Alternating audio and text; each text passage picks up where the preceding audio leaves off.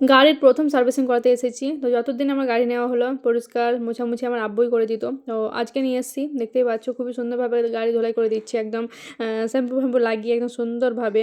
এত ভালো করে দিয়েছিল কি একদম নতুন মনে হয়েছিল। আর এমনিতেও তো আমার গাড়িটা নতুনই। তো ১.৫ মাস হলো আমার গাড়ির। আর খুবই সুন্দরভাবে একদম যেন নতুন কিনেছিলাম ঠিক সেই রকমই হয়েছিল। তাছাড়াও এরকম আমি কোনোদিনই মানে জল-টল ঠেকাতাম না। আমাকে ভয় লাগতো। এমনভাবে করছে একদম ভাবছি কি কোনো ইঞ্জিনে এয়ারে বা এরকম কোনো কিছুতে হয়তো না লেগে খারাপ না হয়ে যায় জল। তো তারপর দেখতে পাচ্ছি এরকম একটা মেশিনে চাপা হলো আমার গাড়ি। এইভাবে সার্ভিসিং হয়। আর এই ওপরের চেপে যে মোবিলটা ভেতরে ছিল সেটা একদমই কালো হয়ে গেছিলো। ওটা বার করে আবার এই নতুন মোবিল ভরে দিল। তারপর যেইটুকু বেঁচে ছিল আমাকে ফেরত দিয়েছিল। ভালো লাগছিল। ভালোভাবে আ উম সার্ভিসিং হলো আজকে। এভাবে সার্ভিসিং হয় আজ আমি ফার্স্ট টাইম দেখলাম। তো স্কুটিটা দেখতেই পাচ্ছ একদম নতুন লাগছে কি আজকেই আবার নিয়ে এলাম নাকি নতুন। এখন তো আমি আর বাড়ি করব না, এত ভালো লাগছে। ধুলো-ফুলো লেগে একদম বেকার হয়ে যায়। তো ওদিন ভালো লাগে না দেখে। এখন খুবই ভালো হয়েছে একদম বাড়িতে ভরে রেখে দেবো কদিন আমি বার করবোই না। ভালোই লাগলো আজকের দিনটা মানে এত সুন্দরভাবে আমার স্কুটিটা পরিষ্কার করে দিল।